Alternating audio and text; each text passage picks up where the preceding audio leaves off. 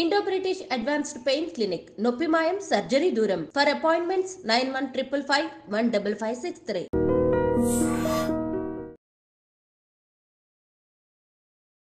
Namaste, welcome to iDream Inside Politics with Kavita.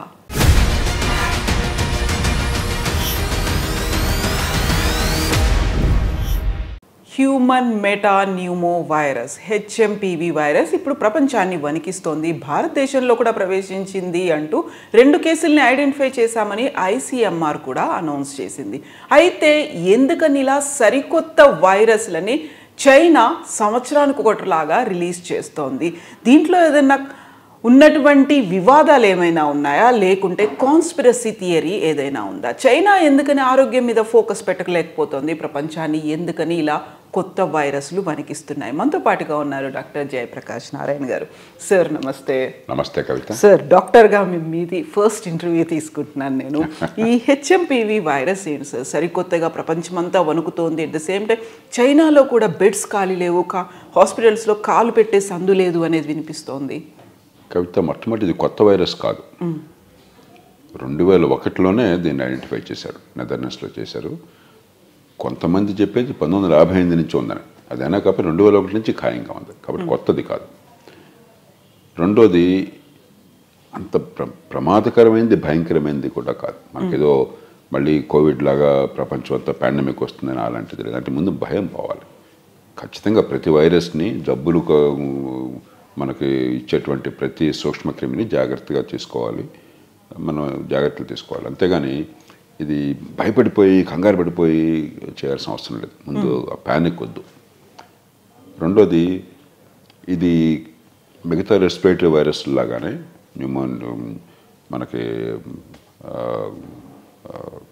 Flu virus కావచ్చు, influenza virus కావచ్చు, లేకపోతే Covid virus కావచ్చు, respiratory syncytial virus అని చెప్పని చిన్నపిల్లలకు సోకుతుంది, ఆర్ఎస్వి అని చెప్పని అలాంటిది కావచ్చు. ఇది రెస్పిరేటరీ ప్రాబ్లమ్స్ క్రియేట్ చేయవచ్చు. ప్రధానంగా పసిపిల్లలకి 5 ఏళ్ల లోపల, మరి సంవత్సరం లోపల, సంవత్సరంన్నర లోపల పిల్లలకి ఎక్కువ ప్రమాదం ఉంటుంది.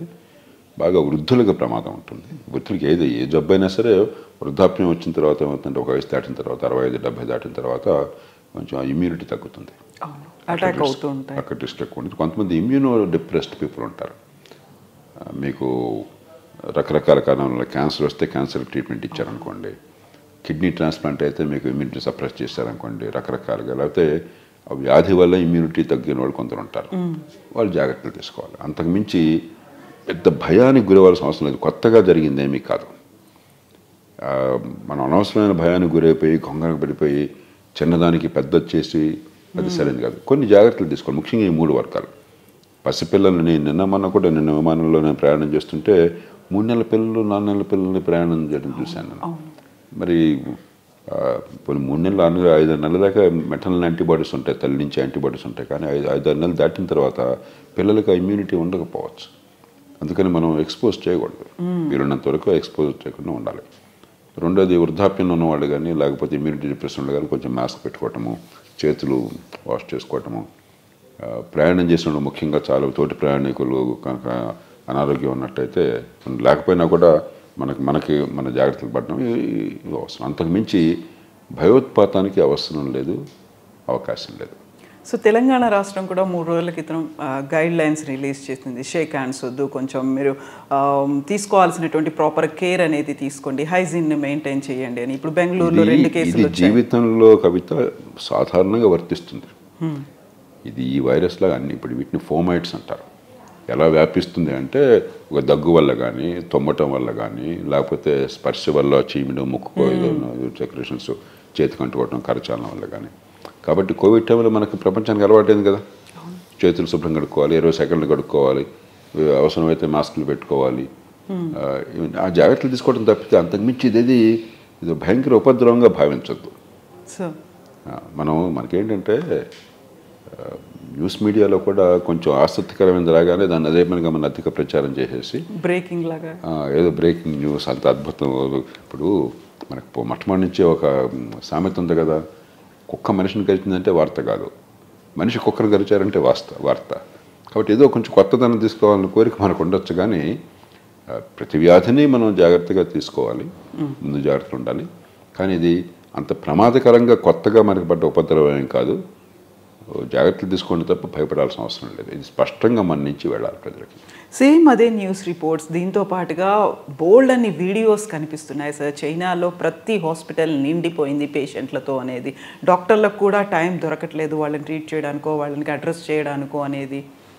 ఎందుకని చైనాలో ఇలాంటి? ఇప్పుడు ఉదాహరణకి ఇవాళ చికెన్ గున్యా మనకి ఇండియాలో బ్రహ్మాండంగా ఉంది. నేను ఖచ్చితంగా చెప్పగలను. నాకు మా శ్రీమతికి కూడా వచ్చింది మధ్య. మనం అధికారికంగా చాలా తక్కువ చెప్తున్నాం. మీరు గూగుల్ చేస్తే 19,000 కేసులు ఉన్నాయని చెప్తారు. హైదరాబాద్లో ఒక 10 రోజుల్లో 19,000 కేసులు ఉంటాయి.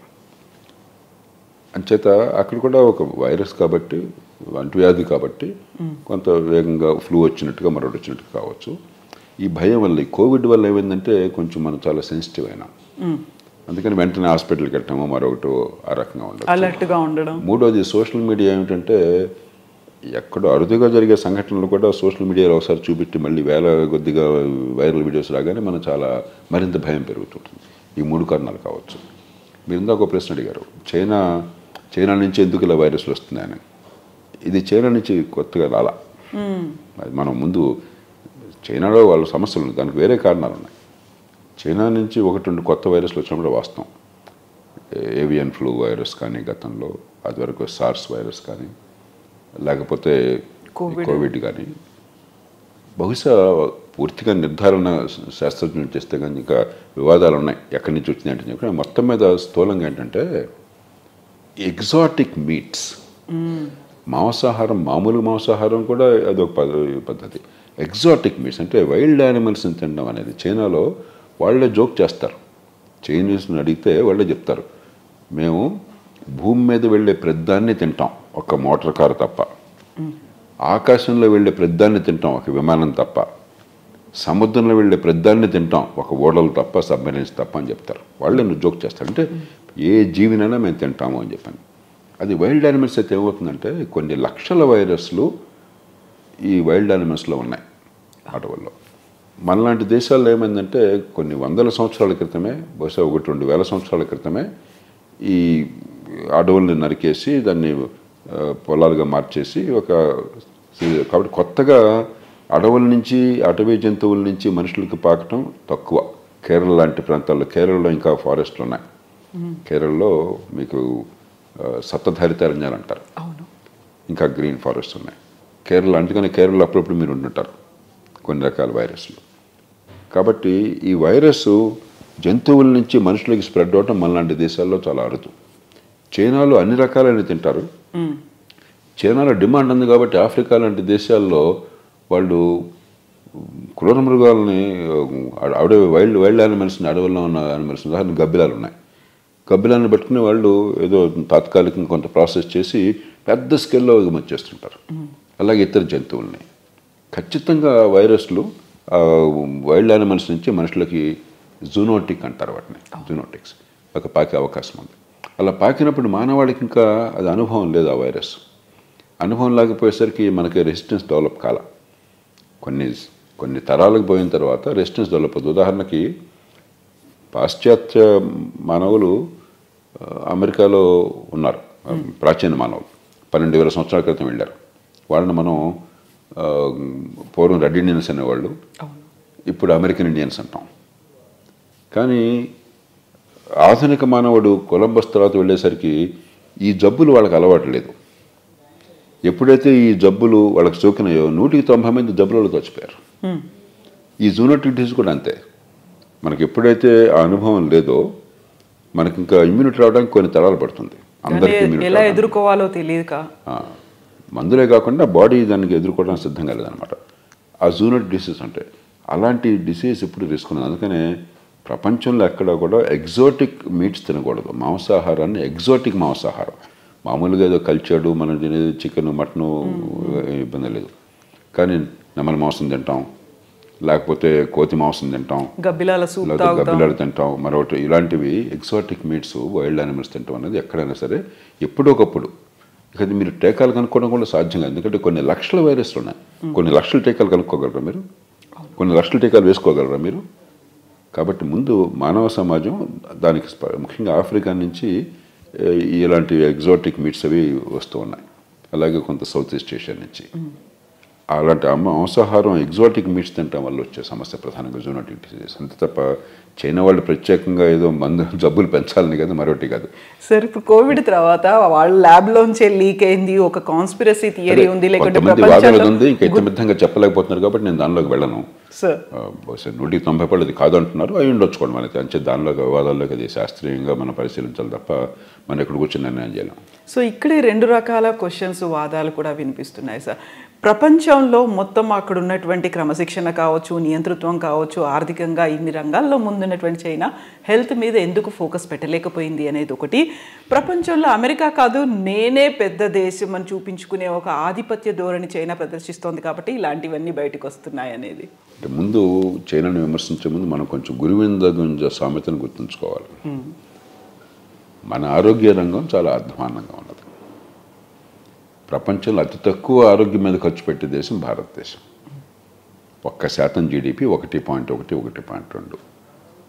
కాబట్టి మనం ఇంత అధ్వాన్నంగా ఉన్న దేశంలో ఇతరులను గురించి తొందరపడి ఎక్కువ మాట్లాడకూడదు. ముందు ఆ కేవియట్ అవసరం. అలాగే మనకు ఆ స్పృహ లేకుండా ఇతరులను నిందిస్తే అది దేశభక్తి కాదు, అది విజ్ఞత లేనటువంటి చర్చ అవుతుంది. చైనా ఖచ్చితంగా మంచి ప్రమాణాల ఆరోగ్య వ్యవస్థ ఉంది మనతో పోలిస్తే. అలాగే హై లెవెల్ ఆఫ్ టెక్నాలజీ కూడా ఉంది. బయోటెక్నాలజీ కానీ లేకపోతే మెడికల్ టెక్నాలజీస్ కానీ చాలా high level research and development కానీ మిగతాగా జరుగుతున్నాయి, దానిలో అనుమానం లేదు. కానీ మొత్తం మీద ఆరోగ్య వ్యవస్థ చైనా ప్రమాణాలతో పోలిస్తే గతం కంటే కొంచెం తగ్గింది. విద్య ఏమో అత్యున్నత స్థాయిలో ఉంది. పాఠశాల విద్య చైనా ప్రపంచ స్థాయిలో టాప్లో ఉంది. యూనివర్సిటీ విద్య అంత బాగోలేదు అనుకున్న వాళ్ళు ఇవాళ యూనివర్సిటీ విద్య అమెరికా తర్వాత వాళ్ళు ఆల్మోస్ట్ ఆ స్థాయికి వెళ్ళారు. రీసెర్చ్ అండ్ డెవలప్మెంట్ కానీ, కొత్త పేటెంట్లు కానీ, యూనివర్సిటీ ఎడ్యుకేషన్ క్వాలిటీ కానీ చాలా పెంచారు. కానీ ఆరోగ్యం గతంలో అప్పుడు పెద్ద సంపద లేకపోయినా, టెక్నాలజీ లేకపోయినా కూడా ఆరోగ్యం మీద బాగా శ్రద్ధ ఉండేది. కమ్యూనిస్ట్ దేశాలన్నింటిలో కూడా విద్య ఆరోగ్యం మీద శ్రద్ధ ఎప్పుడు పెడతారు సాధారణంగా. ఒక భారతదేశంలోనే కమ్యూనిస్ట్ ప్రభావం ఉన్న విద్య ఆరోగ్యం బాగుపడాల, ఇది మన దురదృష్టం. కానీ ఇప్పుడు ఆరోగ్యం మీద ప్రభుత్వం నుంచి ఆ శ్రద్ధ కొంచెం తగ్గినమాట వాస్తవం పూర్వంతో పోలిస్తే. కానీ చైనా అధ్వానంగా ఉందన్నది వాస్తవం కాదు. అధ్వానంగా వాస్తవం కాదు. మనం 1% ఖర్చు పెడితే చైనా నాకు గుర్తున్నంత వరకు 3.5-4% ఆరోగ్యం మీద ఖర్చు పెడుతుంది ప్రభుత్వం నుంచి జాతీయ ఆదాయం. మన వాళ్ళ జాతీయ ఆదాయం మనకంటే 5 రెట్లు ఎక్కువ. అలాగే వాళ్ళ ఆరోగ్య ప్రమాణాలు ఏ రంగంలో చూసినా కూడా మనకంటే ఎక్కువ ఉన్నాయి. కాకపోతే అమెరికా లాంటి దేశంలో కూడా ఆరోగ్య రంగంలో చాలా ఇబ్బందులు ఉన్నాయి. ఖర్చు చాలా పెడుతున్నా కూడా ఇబ్బందులు ఉంటాయి. కాబట్టి చైనాలో కూడా ఇబ్బందులు ఉన్నాయి. విద్య అన్నంత బాగా ఆరోగ్యం బాగోలేనప్పుడు వాస్తవమే. కానీ చైనా ఆరోగ్యం అధ్వాన్నంగా లేదు, మన ఆరోగ్యం చాలా అధ్వాన్నంగా ఉంది. కాబట్టి మనం వాళ్ళకి వాళ్ళ వేలు చూపించే ముందు మనం జాగ్రత్తగా మన ఆత్మపరిశోధన చేసుకోవాలి. దేశభక్తి అంటే నాకు మనందరికీ దేశభక్తి ఉంది. దేశభక్తి అంటే మన సమస్యల్ని పక్కన పట్టించుకోకుండా పక్కన పెట్టడం కాదు, ఎక్కువగా డంబాలు పలకడం కాదు.